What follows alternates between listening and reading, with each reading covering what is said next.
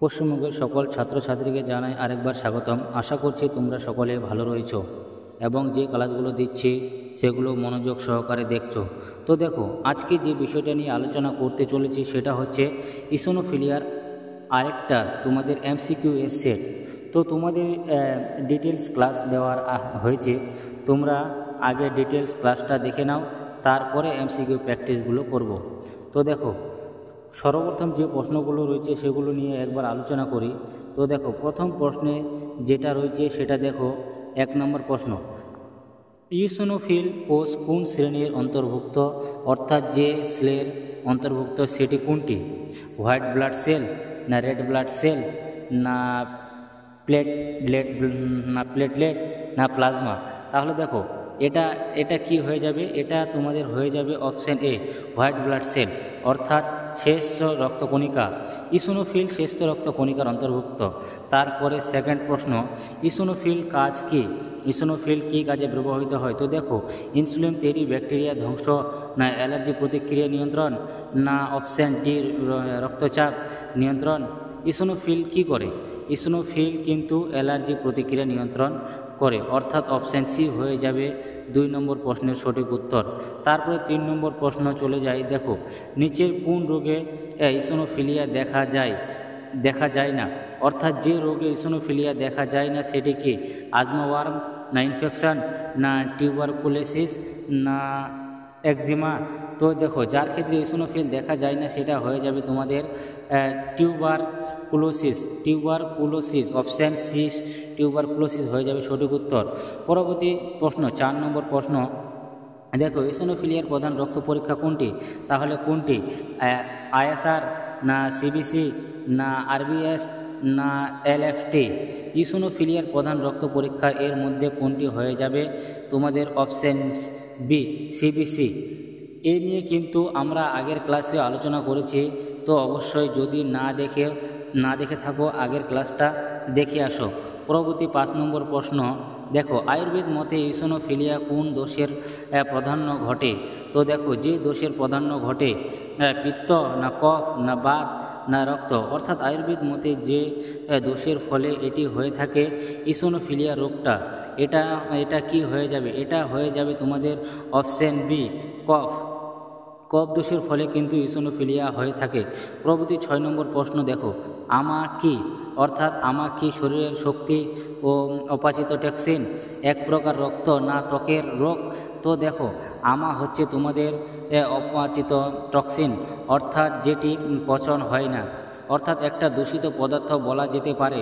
Option B হয়ে যাবে সঠিক উত্তর। 7 নম্বর প্রশ্ন, দেখো, ইসোনোফিলিয়ার জন্য দায়ী এক ধরনের কৃমি সংক্রমণ হলো কোনটি? তো হুকওয়ার্ম, না তারপরে তোমার ধরে নাও জিয়ারডিয়া, না ইকোলাই, না ক্যান্ডিডা? তো দেখো, এটা কি হয়ে যাবে? এক ধরনের কৃমি যেটা সংক্রমণ হলো তোমাদের হুকওয়ার্ম। এই হুকওয়ার্ম কিন্তু এর জন্য দায়ী। তারপরে আমরা চলে যাব পরবর্তী 8 নম্বর প্রশ্ন কি?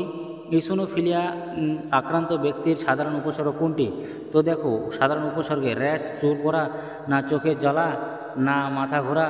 তো দেখো, উপসর্গ হবে তোমাদের ত্বকের র্যাশ দেখা দেবে, অর্থাৎ একজিমার মতো ত্বকে রস দেখা দেবে।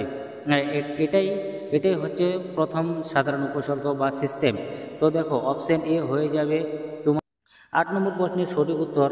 পরবর্তী প্রশ্ন দেখো, 9 নম্বর প্রশ্ন, ইসোনোফিলিয়া বৃদ্ধি সাধারণত কোন প্রতিক্রিয়ার অংশ? এটি কোন প্রতিক্রিয়া অংশ? হরমোন, অ্যালার্জি, না ডাইজেস্টিভ, না নিউরাল? তো দেখো, এটি হয়ে যাবে তোমাদের অ্যালার্জি, এটি অ্যালার্জি প্রতিক্রিয়ার অংশ, অর্থাৎ 9 নম্বর প্রশ্নের সঠিক উত্তর হয়ে যাবে অপশন বি। পরবর্তী প্রশ্ন 10 নম্বর, আয়ুর্বেদে ইসোনোফিলিয়া চিকিৎসা কোন থেরাপি গুরুত্বপূর্ণ? তো দেখো, এই চিকিৎসায় যে থেরাপিটি গুরুত্বপূর্ণ সেটি কি? শিরবস্তি, বমন ও বিরেচন ও রক্তমোচন, না স্নেহন? তো দেখো, এই থেরাপিটি গুরুত্বপূর্ণ সেটি হয়ে যাবে তোমাদের বি, অপশন বি, বমন ও বিরেচন। তারপরে 11 নম্বর প্রশ্ন দেখে নেই, ইসোনোফিলিয়ার সাথে যুক্ত প্রদাহ কোন দেহে তত্ত্ব ঘটে? যে দেহ তত্ত্ব ঘটে সেটি কি? রক্তমেদ, না অস্থি, না শুক্র, তাহলে এটি হয়ে যাবে অপশান এ, রক্তের দেহে তথ্যে ঘটে থাকে। পরবর্তী 12 নম্বর প্রশ্ন, দেখো কোন ভেষজটি অ্যালার্জি ও কফ দোষ নিয়ন্ত্রণে উপকারী? তো দেখো যে ভেষজটি উপকারী সেটি হয়ে যাবে কি তুলসী, না ব্রাক্ষী, না অপশান সি অশোকা, না অপশান ডি গিলয় বা গুরুচি। তো দেখো 12 নম্বর প্রশ্নে তোমাদের সঠিক উত্তর হয়ে যাবে গিলয় বা গুরুচি। এটি কিন্তু অ্যালার্জি ও কফ দোষ নিয়ন্ত্রণে উপকারী। পরবর্তী 13 নম্বর প্রশ্ন, নিচের কোনটি ইসোনোফিলিয়ার প্রতিরোধে সহায়ক নয় বলেছে? প্রাণায়াম, বিশুদ্ধ খাদ্য ব্যবহার, ধুলোবালি থেকে দূরে থাকা, না ঠান্ডা আইসক্রিম খাওয়া? তো দেখো এটি হয়ে যাবে তোমাদের আইসক্রিম খাওয়া, অপশান ডি হয়ে যাবে সত্যি এই 13 নম্বর প্রশ্নের সঠিক উত্তর। পরবর্তী প্রশ্ন 14 নম্বর, দেখো গুরুতর ইসোনোফিলিয়ার বলতে বোঝায় কোনটি? অর্থাৎ গুরুতর বা সব থেকে হাইয়েস্ট ইসোনোফিলিয়া বলা যেতে পারে যেখানে 5000-এর বেশি মাইক্রো/লিটার উপস্থিত থাকবে। পরবর্তী প্রশ্ন 15 নম্বর, আয়ুর্বেদ মতে ইসোনোফিলিয়ার দেহে কোন প্রতিক্রিয়া দুর্বলতার কারণে হয়ে যায় প্রক্রিয়া দুর্বলতার কারণ হয় সেটি কি? অপশান এ অগ্নি দুর্বলতা, অপশান বি রক্ত চলাচল বৃদ্ধি, না অপশান সি কফ হ্রাস, না অপশান ডি বাত বৃদ্ধি? তো দেখো যে প্রতিক্রিয়া দুর্বলতার কারণ হয় সেটি হয়ে যাবে অগ্নি দুর্বলতা, অর্থাৎ ডাইজেস্টিভ সেটির পাওয়ার রয়েছে তার দুর্বলতা। তারপরে ক্রিয়াকটু চর্ণের কাজ কি? কফ দোষ হ্রাস ও হজম শক্তি বৃদ্ধি, না রক্ত জমাট?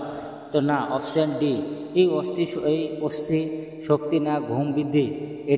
এটি ত্রিকাটু চর্ণের কাজ হবে কফ দোষ হ্রাস ও হজম শক্তি বৃদ্ধি, অপশান এ হয়ে যাবে সঠিক উত্তর। 17 নম্বর প্রশ্ন, দেখো নিচের কোনটি আয়ুর্বেদিক কফশাসক ভেষজ নয়?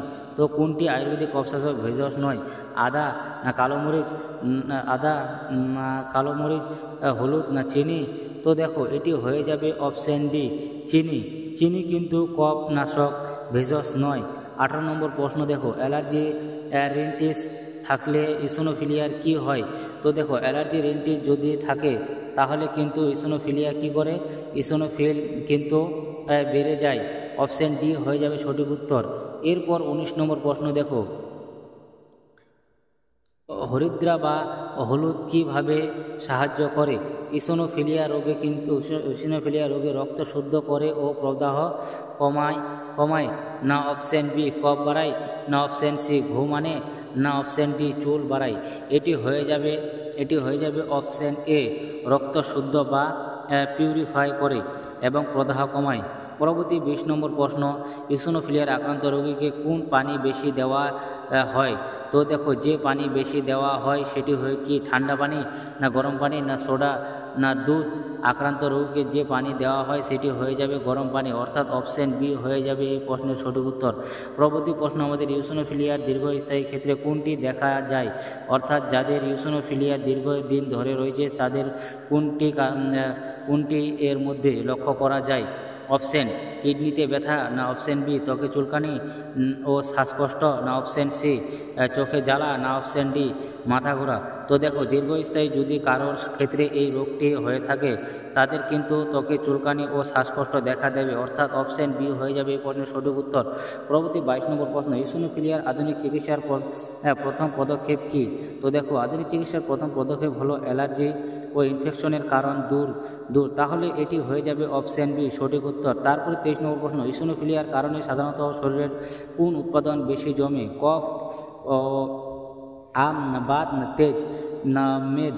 তো দেখো যে কারণে সাধারণত শরীরে যে উৎপাদন বেশি জমে সেটি হয়ে যাবে কফ ও আম, অপশান এ হয়ে যাবে 23 নম্বর প্রশ্নের সঠিক উত্তর।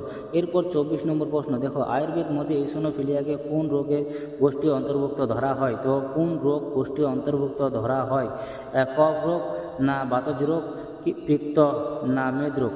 তো দেখো এটি হয়ে যাবে তোমাদের কফজ রোগ, অর্থাৎ কফযুক্ত রোগের অন্তর্ভুক্ত ধরা হয়। এরপর 25 নম্বর প্রশ্ন, আমাদের এই সেটের শেষ প্রশ্ন, নিচের কোন জীবনধারা ইসোনোফিলিয়া নিয়ন্ত্রণকে সহায়ক করে? সকালে সূর্যোদয়ের আগে জাগা, না অতিরিক্ত ঘুম, না অনিয়মিত খাবার, না ঠান্ডা আবহাওয়া থাকা? তো দেখো এটি হয়ে যাবে এ অপশান এ সকালে সূর্যোদয়ের আগে জাগা।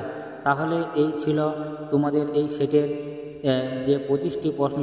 আশা করছি তোমরা বুঝতে পেরেছো, এবং যারা এখনও পর্যন্ত ডিটেলস ক্লাস রয়েছে সেটা দেখোনি, অবশ্যই চ্যানেলে গিয়ে দেখে নাও। তো আজকের ক্লাসটা তোমাদের এত দূরে ছিল, আশা করছি তোমাদের ভালো লেগেছে। তো যারা নতুন, তোমরা চ্যানেলটিকে অবশ্যই সাবস্ক্রাইব করবে, এবং যারা নিয়মিত ক্লাসগুলো করতেছো তোমরা কিন্তু অবশ্যই কমেন্ট করে জানাবে।